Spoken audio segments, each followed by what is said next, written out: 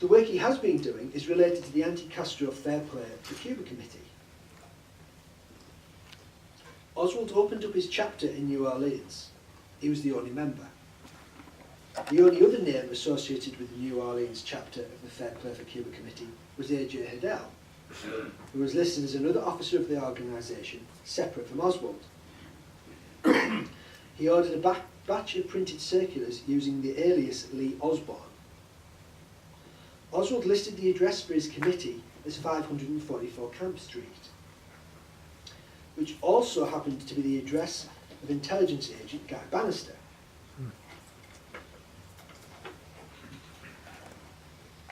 Who in turn was working with David Ferry, the strange, hairless man who had been Oswald's supervisor in the Civil Air Patrol.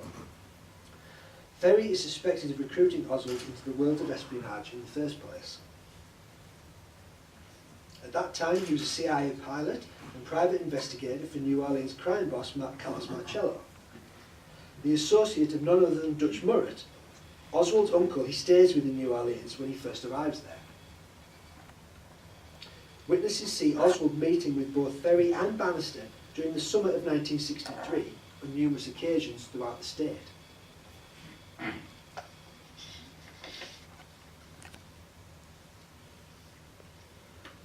On August the 5th, Oswald visits the store of Carlos Bringuier.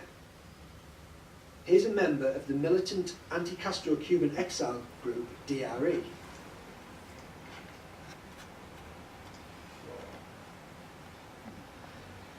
And they converse positively of the work they can do together in the effort against Fidel. Was this an act? It certainly isn't the way you would expect him to behave, given everything we know. Bringuier agrees with this when he confronts Oswald on August the 9th as he hands out his pro-Castro literature. They argue.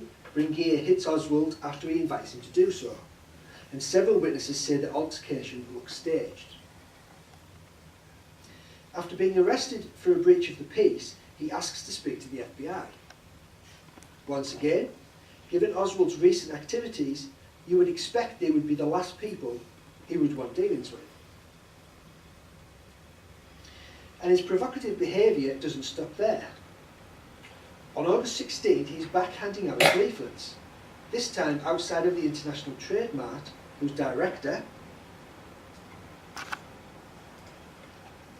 Clay Shaw, has links to Bannister, Ferry and Oswald, and is later acquitted of the charge of conspiracy to assassinate President Kennedy, brought by Jim Garrison. But in the late summer of 1963, Oswald's antics catch the attention of the media.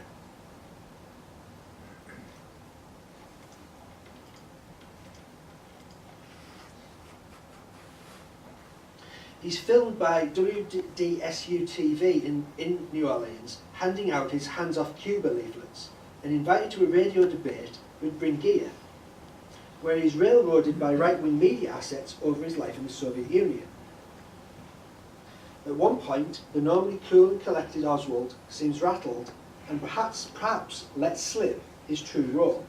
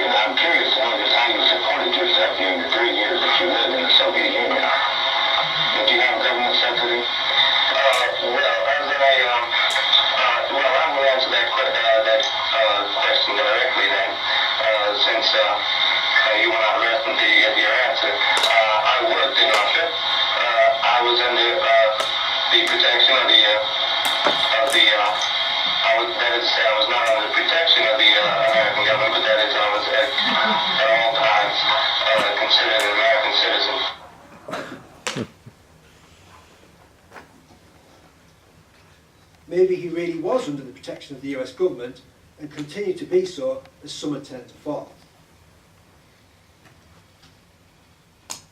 Second question, can I just say that he borrowed the shirt from his cousin, and that's why it's, look how gappy it is on the sleeves. And afterwards, he actually did take it to a dry cleaners with the time to get those cleaned. So this notion that he never went to a dry cleaners is proved by that fact. So, In his time, let's see. Antonio Veciana, another militant anti-Castro Cuban exile who was closely working with US intelligence, would say that on meeting his contact on September 7th at the Southland Center in Dallas, he found the man he knew as Morris Bishop in the company of a much younger man he would recognise after the assassination as having been none other than Lee Harvey Oswald himself. Veciana would confirm just last year what many had suspected for years. His intelligence contact was CIA propaganda expert David Hartley Phillips.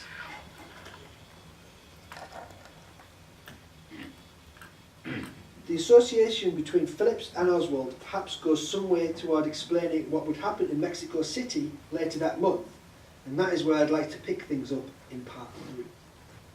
So that's it, because it would have been much longer otherwise. So thank you for listening if anyone's got a question.